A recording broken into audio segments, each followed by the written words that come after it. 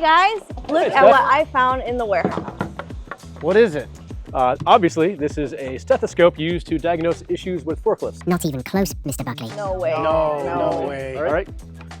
I think it is a breathalyzer. What if a cop could use it? Breathalyze 2 people? I can't believe you did that. No way. What do you think? I think this is a portable milker. So when you see a beautiful herd of cows on the side of the road, you pull over and you get yourself some fresh milk. Whoa! No. No?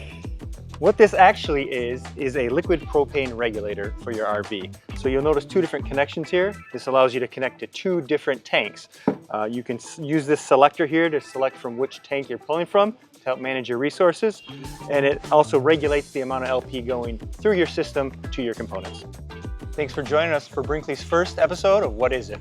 Sending it to you, Brian. Comment below on your wrong answers and what you'd like to see next. Wow. We were so close. Yeah, I think we were. mine was better.